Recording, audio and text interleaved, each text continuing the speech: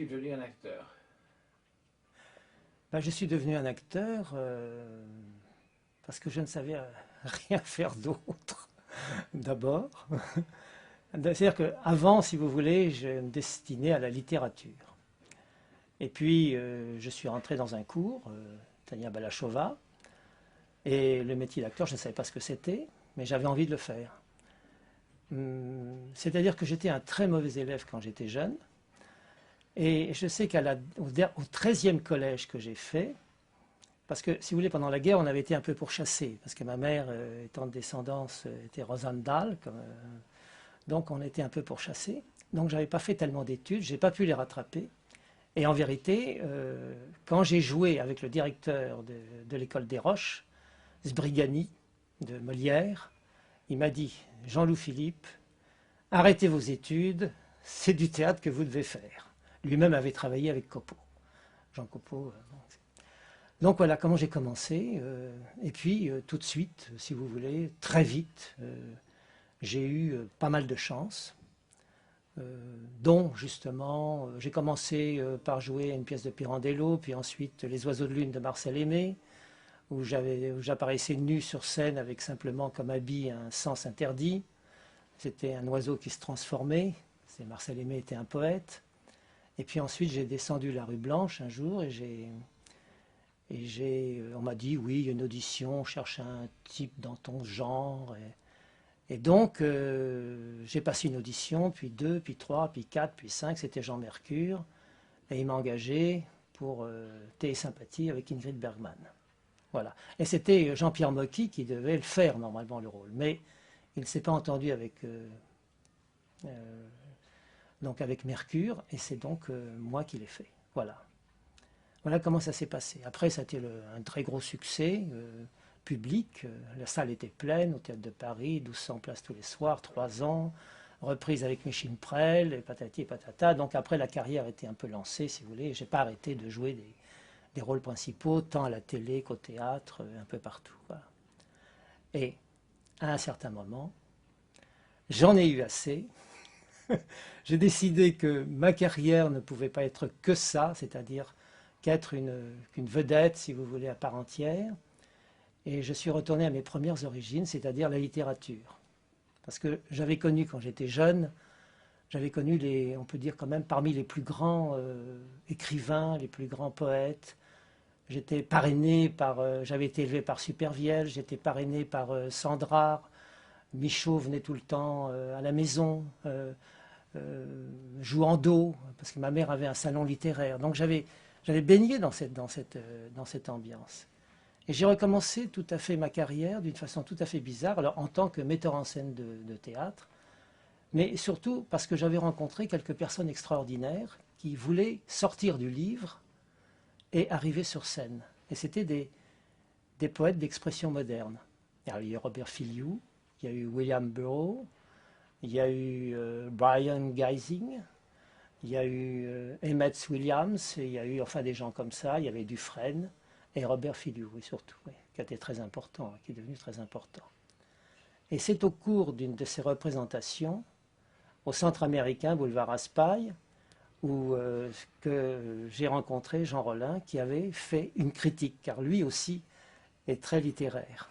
Et je tiens à dire que c'est même la littérature qui nous a rapprochés en premier lieu.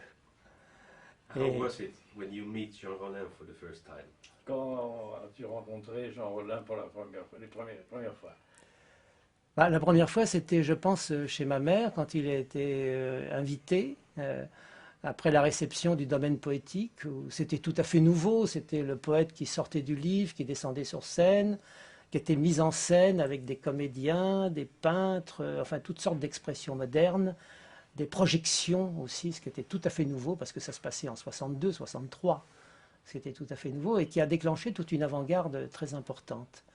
Et c'est là que je l'ai rencontré. Et alors on a commencé à discuter. Il avait apprécié ce spectacle tout à fait, disons, insolite. Et voilà, c'est comme ça que ça a commencé. Hein, on peut dire qu'on a tout de suite sympathisé. Et voilà, donc après, ça a été une continuité, si vous voulez. D'abord amicale, ensuite, on peut dire, euh, aussi, on a essayé de forger des films ensemble, de les écrire ensemble, parfois, dont Lèvres de sang. Il y en a de temps en temps un qui s'est réalisé. Il y en a beaucoup qui ne se sont pas réalisés. Et Jean m'a donné une chance au cinéma parce que j'étais vraiment un acteur plutôt de théâtre que de cinéma. Oui, j'avais fait quelques films aussi, Une manche et la belle avec Verneuil, Escapade, enfin d'autres films. À 7 ans, vous avez aimé le cinéma fantastique déjà? Oui, j'aimais beaucoup le cinéma fantastique. Ça me faisait rêver. Ça me faisait rêver. C'était une attirance. Et puis le fantastique, il est partout en vérité, si on sait le regarder. Hein, la vie quotidienne est même fantastique aussi. Même cette interview est fantastique. Ça, c'est vrai, ça, c'est vrai. Oui. From what I know and what I've seen, your best work is probably in Lèvres de sang. Notre meilleure collaboration est probablement Lèvres de sang. Oui. Please, Oui, could he tell something about his memories about the production? Eh ben voilà, je vais vous expliquer. C'est la production, oui. Oui, quel souvenir tu as? Ah ben la production, c'était incroyable. Lèvres de sang, c'est en définitive, c'est joué. Le scénario était écrit, ou presque, et ça s'est joué sur une partie d'échecs que je faisais avec Michel Pollack et que j'avais gagné. Et Michel était un très bon joueur d'échecs. Michel Pollack, vous connaissez, qui avait fait plein d'émissions. Je ne sais plus enfin, c'est un personnage, je veux dire, qui est très important dans son domaine, qui est la télévision, post-scriptum et puis autre chose. Bon. Et comme je gagnais aux échecs, il y avait un producteur qui aimait les échecs aussi, qui était là, et qui s'est lié d'amitié avec moi. Et alors, hop, je lui ai glissé le scénario de Lèvres de sang, et c'est parti comme ça. Ça c'est parti, en vérité, c'est parti d'une partie d'échecs. Voilà. C'est comme ça que ça a commencé. And also, what are his memories of shooting the film? De mémoire de tournage des films. Des souvenirs de tournage. Souvenir de tournage. Ce que j'aime particulièrement chez Jean, c'est il a, si vous voulez, le sens de l'image total. Et quand il repère, je veux dire, un endroit, déjà, si vous voulez, le quadrillé et la signification même du scénario, de l'écriture est là. Et il y a 1000 histoires à raconter sur ce film. Je sais qu'à la fin, par exemple, ce qui était amusant, c'est que souvent les films de Jean se terminent au bord de la mer, sur des plages, où il y a des bois comme ça et qui sont plantés dans le sable. Et là, il fallait que j'entre dans un tout petit cercueil avec la reine des vampires. Il faisait très froid, je me souviens, et on était nus.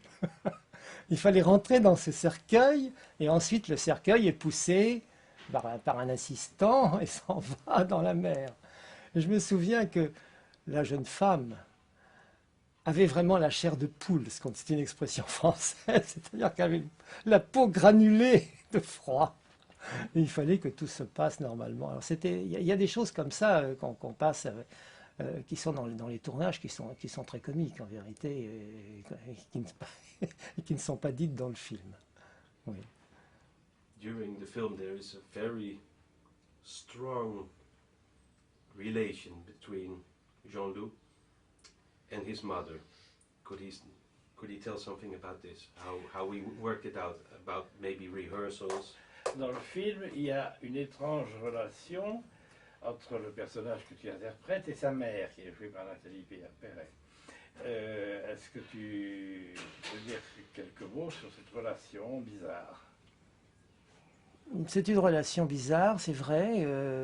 J'aimais beaucoup jouer avec ma mère.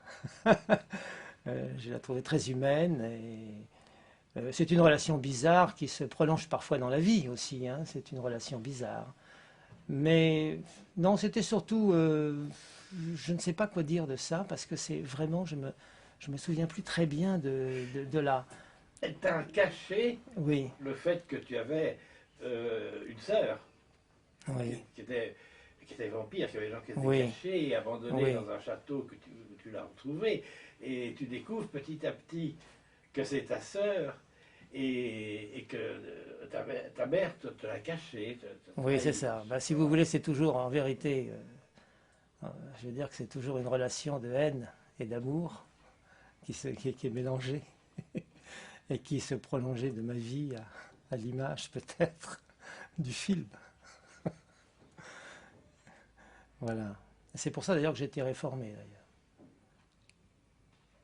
Enfin, oui, parce qu'il y a un psychanalyste qui m'a demandé, aimez-vous votre mère? Et j'ai répondu comme tout le monde, monsieur. Et on m'a réformé. I Voilà. was making research of his roles, and if I'm not much mistaken, he stopped acting in the 70s. Is it true? And why? Tu as arrêté de jouer dans les années 70. Pourquoi? Bah, I'm not sure to understand the question. You say he stopped playing in the 70s? In movies. Movies, yeah. Yeah, yeah. He That's stopped what playing in movies around the 70s. Yeah, that's what I found from my research. I'm not sure if it's true. Alors, je veux If savoir it's si true c'est and vrai et s'il y a une raison particulière, pourquoi tu t'es éloigné du cinéma dans les années 70? bah, c'est vrai que je me suis éloigné du cinéma. Je vais vous expliquer pourquoi. Parce qu'après justement cette représentation du domaine poétique, on m'a confié plein de mises en scène, si vous voulez, à faire, de théâtre. Je suis rentré de plus en plus dans le théâtre et je suis sorti de plus en plus du cinéma. D'abord pour deux raisons. La première, c'est que mon physique a changé. J'étais, si vous voulez, au départ, un jeune homme fragile. Et ensuite, je suis devenu un homme. Donc, si vous voulez, toute la fragilité de ce qu'on cherchait, enfin, toute ma carrière qui avait été basée sur cette force et cette fragilité, n'étant plus là, je me suis, si vous voulez, je me suis retrouvé dans un autre personnage, plus solide. Et en effet, si vous voulez, il y a eu ça. Mais aussi, c'est parce que j'ai changé de direction, quelque part. J'ai renoncé, si vous voulez, à un métier de vedette pour servir des poètes. Et ça, Jean le sait bien. Je veux dire, toute ma vie, j'ai essayé de servir les œuvres des autres. Aussi les miennes, parfois, mais souvent celles des autres. Parce que celles des autres, au fond, c'est un peu... Ça vous appartient aussi, quelque part. Et voilà pourquoi. Would he agree that then, in that sense, acting is one of the most beautiful jobs, but also one of the most lonely? On the most Lonely. lonely. Est-ce que tu es d'accord avec cette affirmation que le fait de jouer est une des plus belles choses, le métier d'acteur, mais qu'en même temps, c'est une des choses les plus solitaires? Moi, je joue, je veux dire, pour moi, j'ai pas de... Une fois qu'on a la précision, je veux dire, du métier, la technique, puis l'imaginaire, et qu'on s'amuse dans un rôle, généralement, avec des partenaires qui sont bien, et avec un metteur en scène qui est bien, il n'y a pas de problème. Qu'est-ce que c'était comme question déjà? Je ne me souviens plus. Si tu es d'accord Oui. avec le fait que le métier d'acteur est une des plus belles choses, mais en même temps une des choses les plus solitaires. Oui, c'est très, très angoissant le métier d'acteur. Aussi, c'est ça. Je ne supportais pas, si vous voulez, d'être une valeur qui était monnayable. Ça m'énervait. Parce qu'un jour, elle est en haut, un jour, elle est en bas, un jour, elle revient, etc. Il y avait, si vous voulez, un jour, les gens vous arrachent les boutons parce qu'ils vous adorent. Le lendemain, ils ne vous connaissent plus. Mais si vous voulez, j'ai fait toute une autre carrière après, une carrière plus intéressante quelque part aussi, si vous voulez, avec Naïves Hirondelles, du billard, avec des tas de spectacles, j'ai mis en scène des tas de gens aussi qui étaient vraiment merveilleux. J'ai poursuivi ma carrière d'acteur, mais plutôt dans le théâtre, si vous voulez. Je me suis un peu éloigné de l'image, c'est vrai. Mais bon, c'est comme ça, mais je ne le regrette pas. Mais j'aimerais bien retourner à l'image.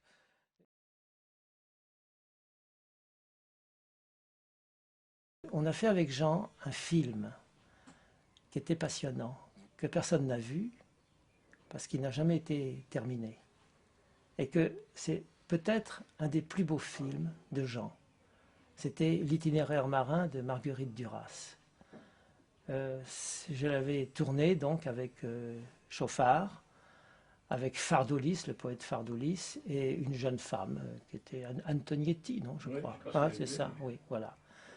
Et c'était un film merveilleux, c'était un Bouvard et Pécuchet repris par Marguerite Duras.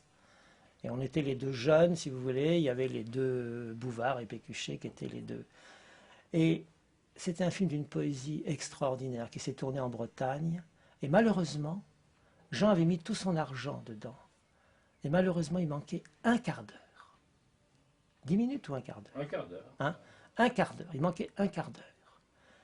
Et Jean a demandé aux comédiens s'ils acceptaient de tourner pour rien, pour terminer le film. Tout le monde a accepté, sauf cette jeune personne qui pensait faire une carrière et qui en est sortie très vite. Et résultat, le film n'a jamais été terminé. Alors là, c'est un drame, parce qu'en plus,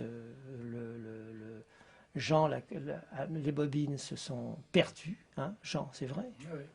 On ne sait pas si elles ont été brûlées, si elles se sont égarées. On ne sait rien de ce film. C'est un film merveilleux. Et moi, je voudrais, et j'ai toujours demandé à Jean si on pouvait, avec les quelques photos qu'il y a, reconstituer une histoire. Et vraiment, ça serait... Je trouve que Jean vraiment le mérite, enfin, je veux dire, qu'il se passe quelque chose avec cette histoire. Oui, oui, Ouais, ça ouais. serait bien. Ouais, Would be wonderful.